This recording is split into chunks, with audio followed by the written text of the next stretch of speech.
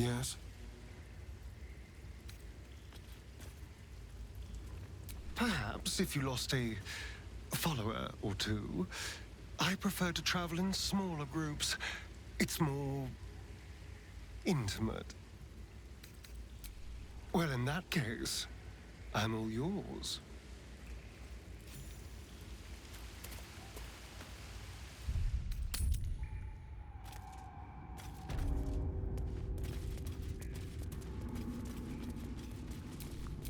Oh, enough waiting. I crave blood. Watch your back.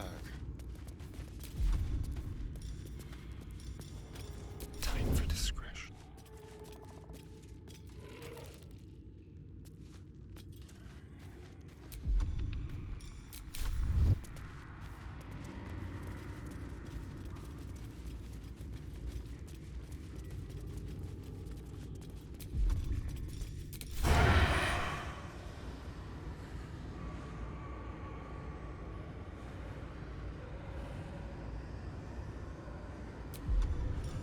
To the shadows.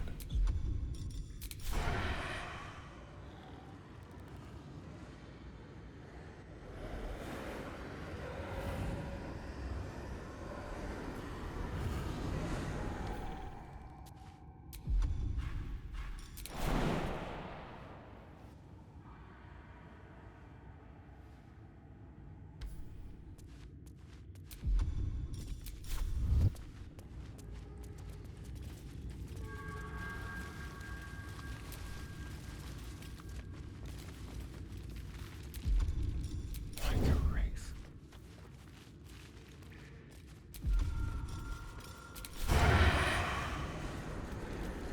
They won't see me coming. Neither seen nor heard.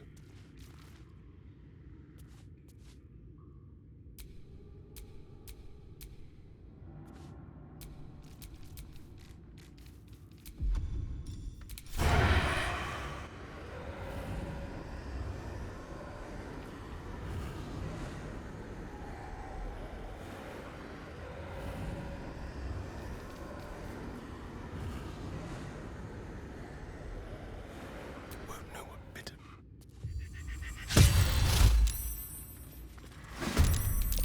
Oh, hells. Let my name be known.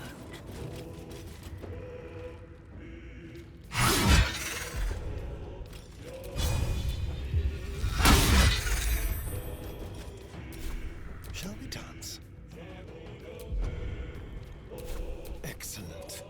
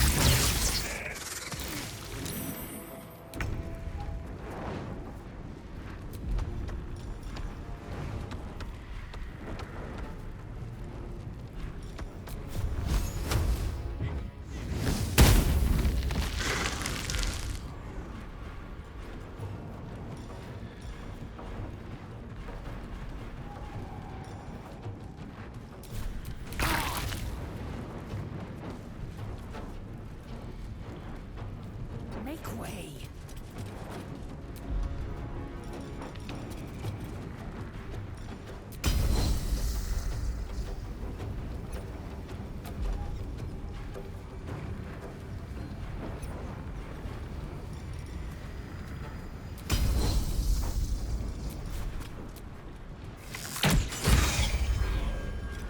The dance macabre.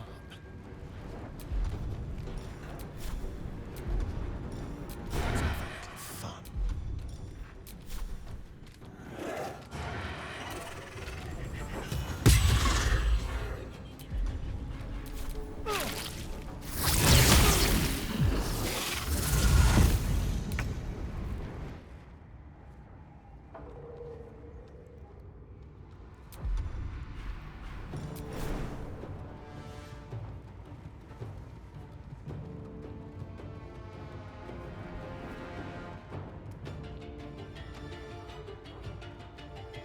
Say bye-bye.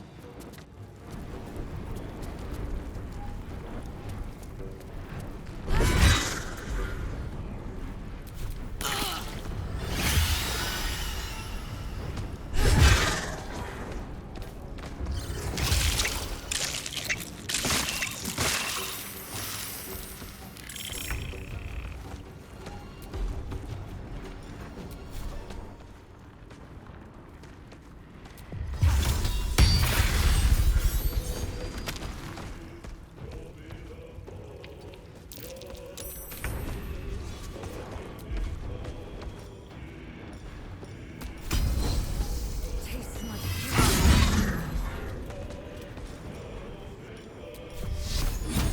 Let's have some courage.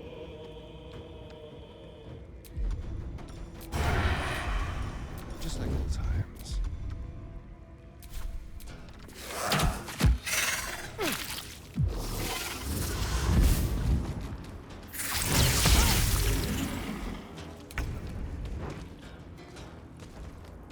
You're not gonna like this, mate.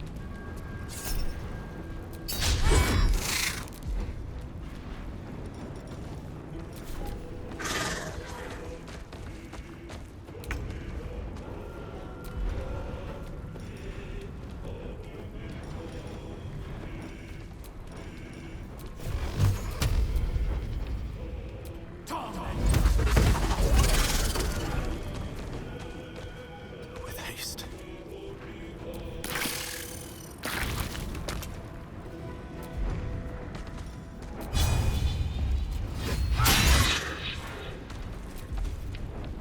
Time for a cull.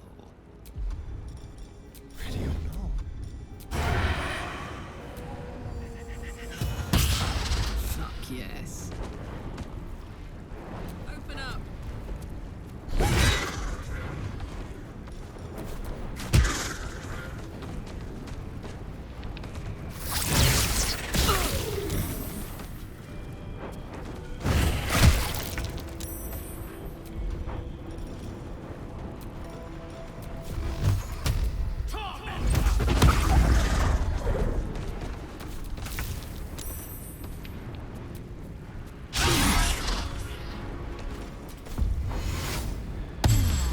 Miss this. To the shadows.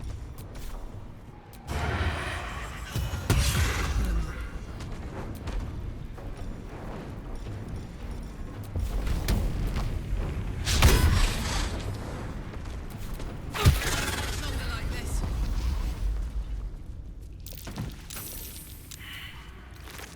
How far down does it go?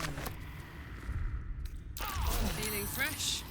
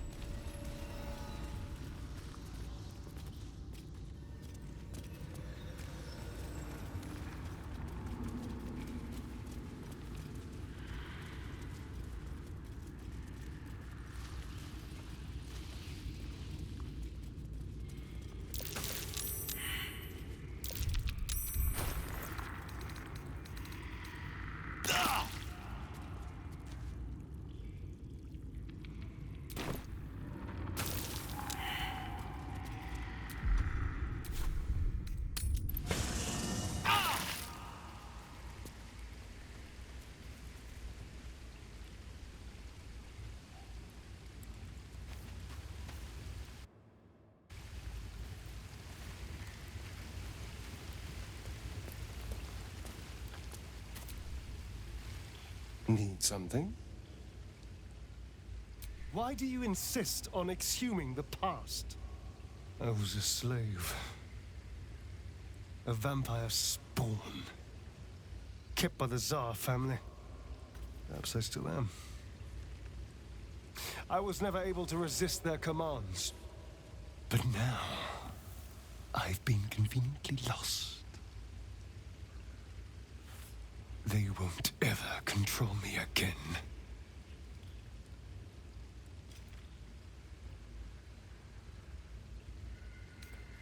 We can't.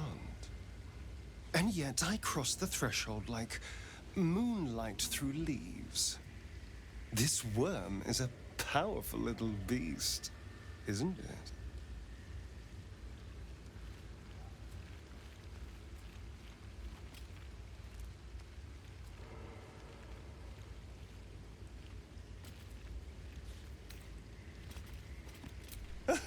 What's not to enjoy?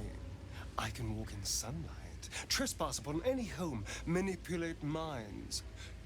I'm the most powerful vampire in the realms. Granted, the looming doom is an issue, but why not enjoy the benefits while we can?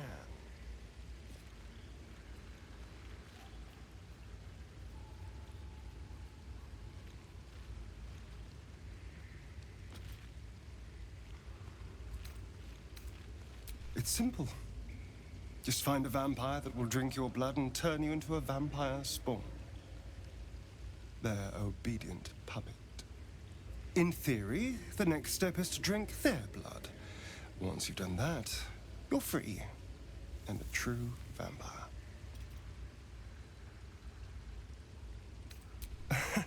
Yes and no.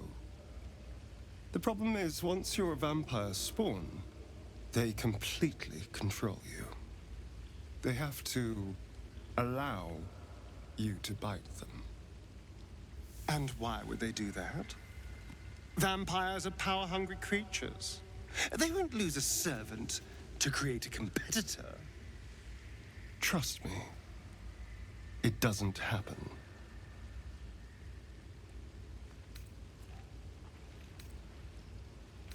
So it would seem. Hopefully he bumps into some gnolls while stumbling around at night, and that's the last we hear from him.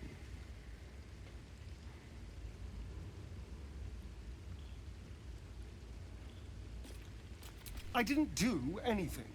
I was kidnapped, just like you. It seems Cazador wants me back.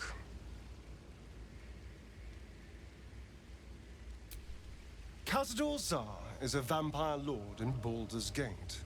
The patriarch of his coven, and a monster obsessed with power.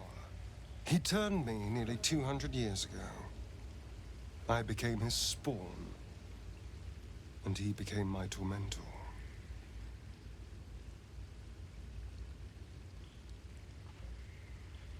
It was him, I'm sure. Only he would know to send the Gur after me. It was a group of Gur that attacked me that night in Baldur's Gate. I would have died had Cazador not appeared and saved me.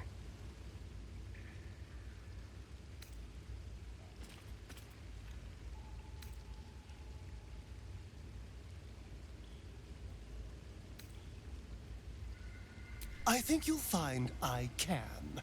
And there's nothing your bleeding heart can do to change my mind.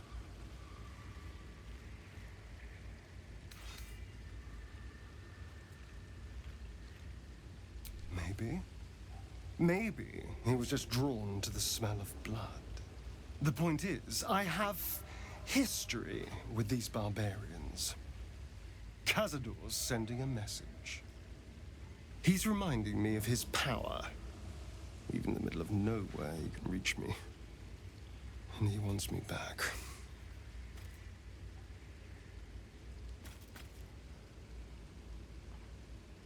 Maybe he wants to make an example of me, to show what happens to runaways. Or maybe he thinks death is too good for me. Aha! Safe! You think I'm safe? Do you know the power a vampire lord possesses? He can change shape, turn into mist, Call walls to do his bidding, shrug off blows like they're nothing. He could walk into our camp tonight and kill you with his bare hands. And you'd be lucky if death was the worst thing that happened to you.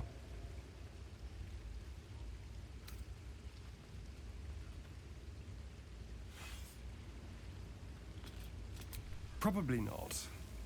He has to rest in his crypt during the day. I've never known him to leave Baldur's Gate. But he has no end of lackeys. He'll send someone else in his place. We just have to be vigilant. Keep our wits about us. Kill any monster hunters on sight.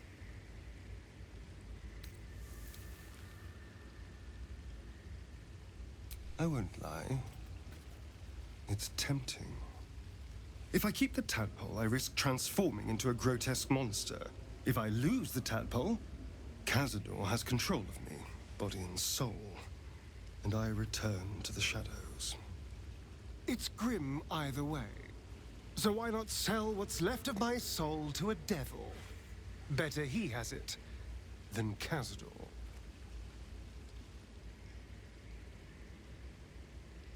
Figuring out what's happening to us, confronting a god called the Absolute, and then finding time to kill my old master before he can control me once more? Yes, that's an option, but I wouldn't bet eternity on it.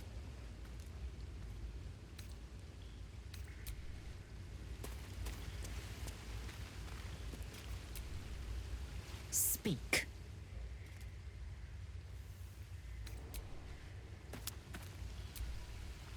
Soldier?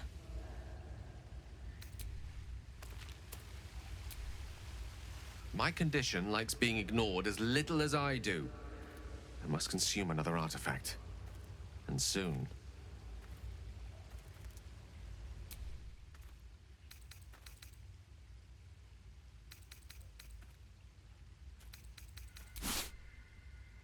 Thank you.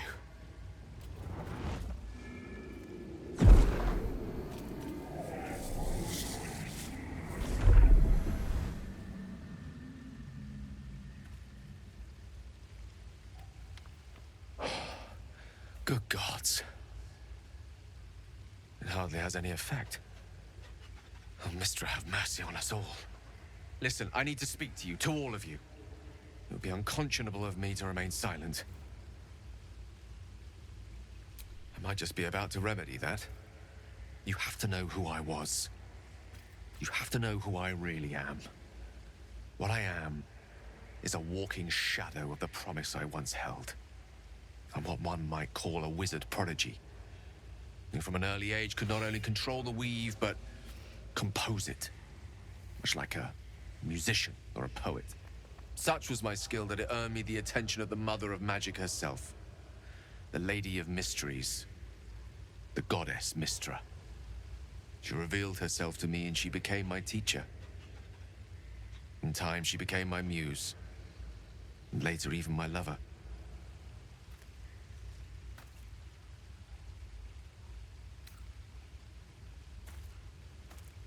I am, after all, the villain of the tale. We enjoyed each other's company. Body, mind, and soul. But even so, I desired more. You see, no matter how powerful a wizard we mortals can become, we never scratch more than the surface of the weave. Mistra keeps us in check. There are boundaries she doesn't let us cross. Yet, I was with her. I stood on the precipice, gazing into the wonders that lay beyond. I sought to cross her boundaries.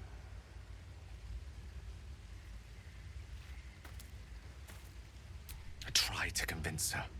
I pouted. I pleaded. Swore my ambition was only to serve her better. She only smiled and told me to be contented. But inconceivable as it seems to me now, I shared a bed with a goddess. Yet I wasn't satisfied. So I sought to prove myself worthy to her instead. We come now to the crux of my folly. Shall I share the story behind it, or would you rather head straight to its sordid finale? Very well. Here goes. Once upon a very long time ago, a mighty lord lived in a tower. A flying tower, to be precise. I'll save his history for another time, but the gist of it is that he sought to usurp the goddess of magic so that he could become a god himself. He almost managed, but not quite. His entire empire, Netheril, came crashing down around him as he turned to stone. The magic that was unleashed that day was phenomenal. Roiling like the prime chaos that outdates creation. Even the weave itself could not withstand the onslaught. It fractured, then shattered, and all magic was lost to the mortal realms, until the day Mystra returned. She restored the weave, reuniting all its scattered shards. Thought. Until, in the course of my studies, I learned of a book. A Netherese tome in which a piece of the fractured weave had been sealed beyond her reach. What if, I thought, what if, after all this time, I could return this lost part of herself to the goddess?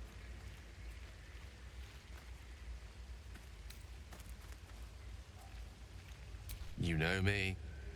My gestures can never be grand enough. I was certain that this deed of raw power, draped in romance, would convince Mystra to take me by the hand and welcome me into her hitherto forbidden domains. I was mistaken. I obtained the fabled book and took it into my study. As for what happened next... Here. Place your hand over my heart. Let me show you.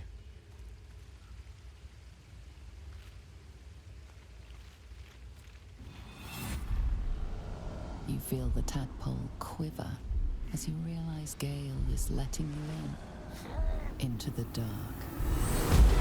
You see through Gale's eyes, staring down the corridors of a dread memory.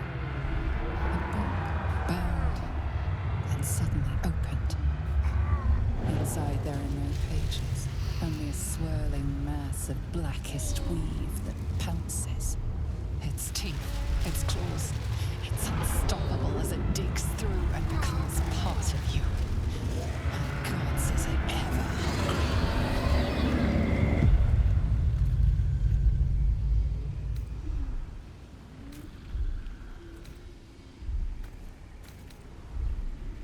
Thankfully, the moment I absorbed the fragment wasn't enough to kill me outright. It was only the beginning.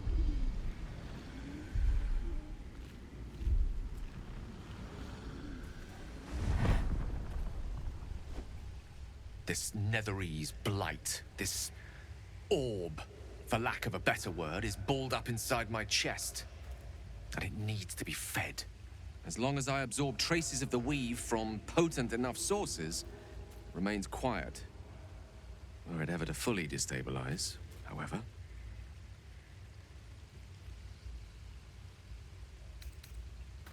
I will erupt. I don't know the exact magnitude of the eruption, but given my studies of Netherese magic, I'd say even a fragment as small as the one I carry, it'd level a city the size of Waterdeep.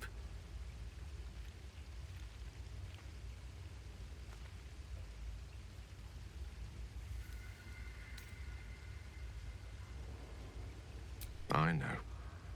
All of this. It must feel like a betrayal.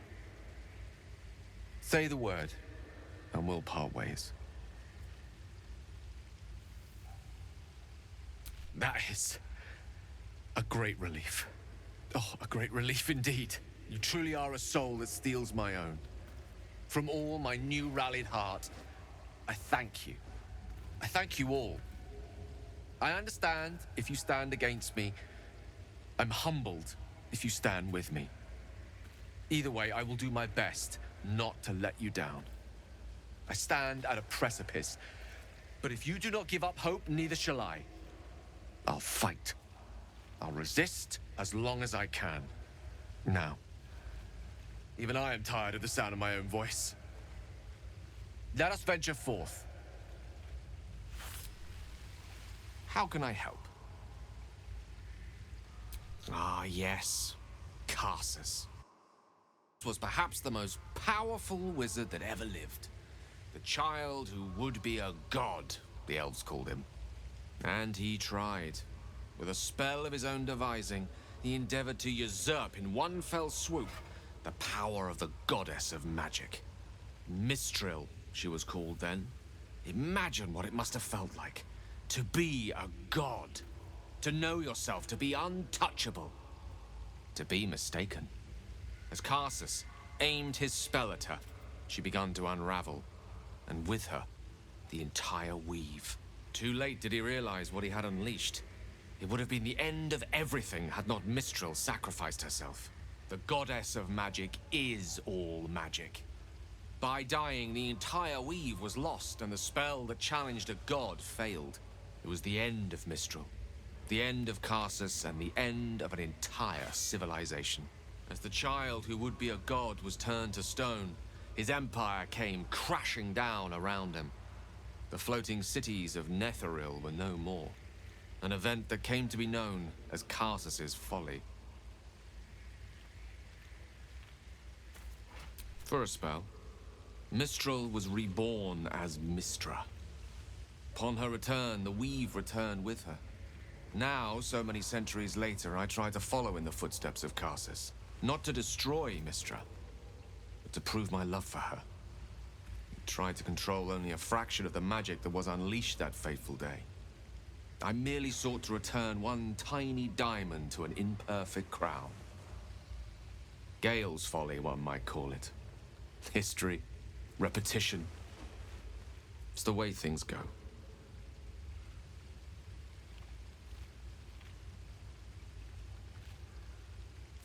If it should ever come to that, if I ever know I am no longer able to stop it, I will do anything I can to ensure no one but me pays for my mistakes. I will find the remotest place on the surface of Faerun, or perhaps far below in the depths of the Underdark. I will await that death, alone. I promise I will not betray your trust. You kept me by your... a menace that I am. If worst comes to worst, I will be long gone before the curtain falls. I know what it is to hunger. And I know what it takes to keep that hunger under control. He's done that so far, despite his condition. So long as he sates his appetite elsewhere, I'm happy to give him the benefit of the doubt.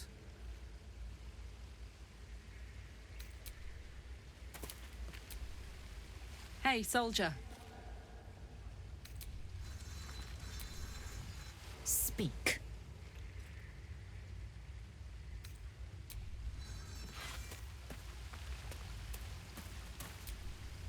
To think, Gales had this devastating war within himself the entire time, and only just mentioned it. Who'd keep a secret like that from his friends? You can't trust anyone these days.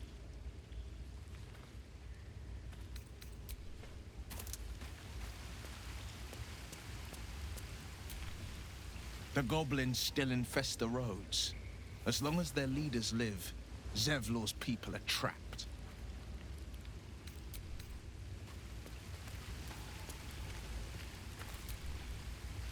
So Gale's been walking around this whole time with some sort of magic bomb in his chest. I'm not normally one to begrudge someone their secrets, but that's something I should know.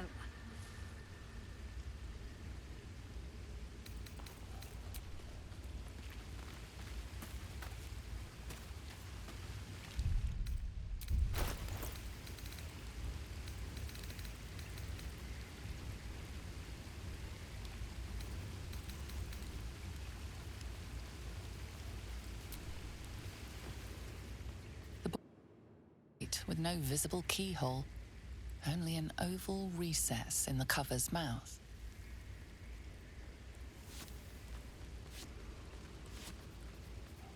You try to examine the book, but the longer you stare, the more those piercing amethyst eyes draw you in.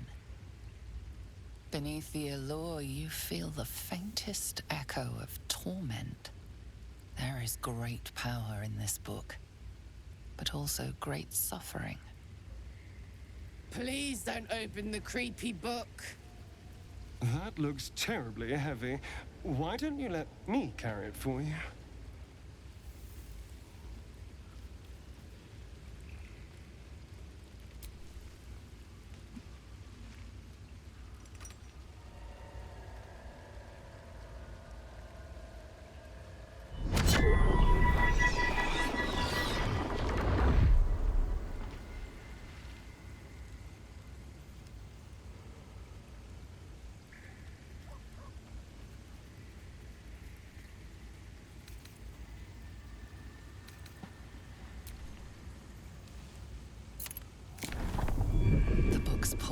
irresistible.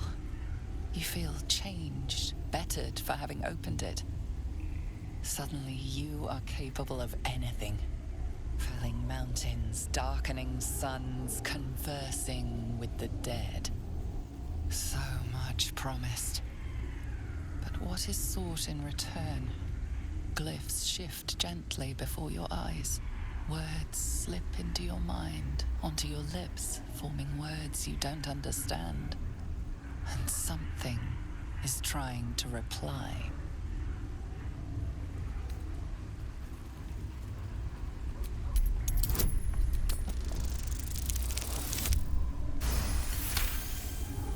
The glyphs swarm impatiently. The book wants you to turn the page, to delve deeper. It's hungry.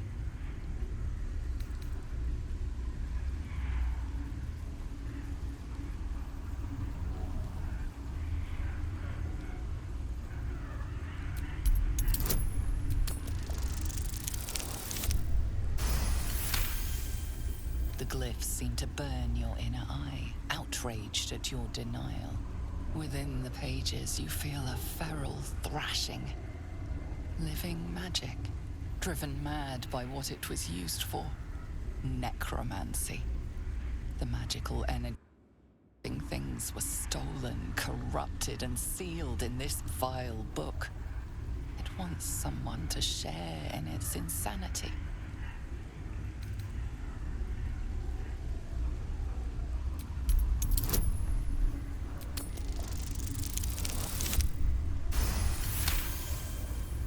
The voices falter, the anger quells. The magic seems to grow still and quiet, like a soothed beast.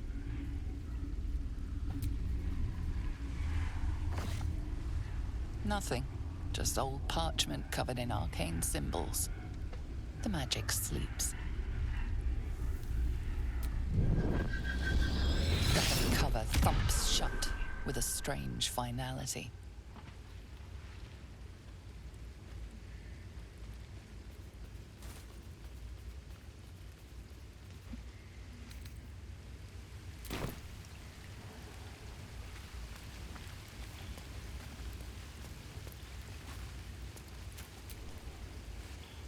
I suppose you want to hear about Cazador.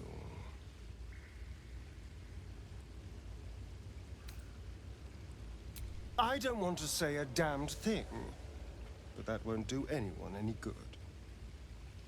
Cazador Zar is a vampire lord in Baldur's Gate, the patriarch of his coven, and a monster obsessed with power. Not political power or military power, I mean power over people. The power to control them completely. He turned me nearly 200 years ago. I became his spawn, and he became my tormentor.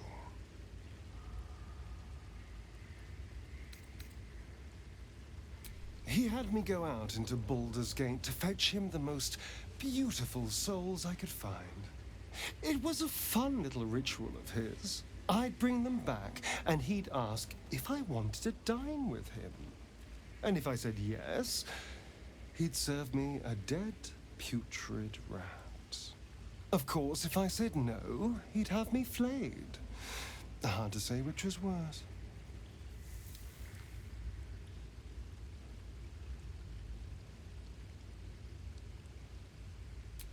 Thank you. But this isn't about sympathy. It's about knowing what we might be up against. The Mind Flayers aren't the only monsters out there. All I'm asking is that you keep your eyes open and watch out for anything lurking in the shadows.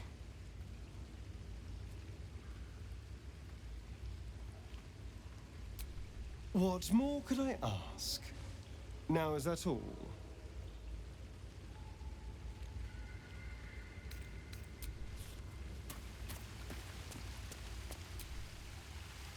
Go ahead. I'm listening.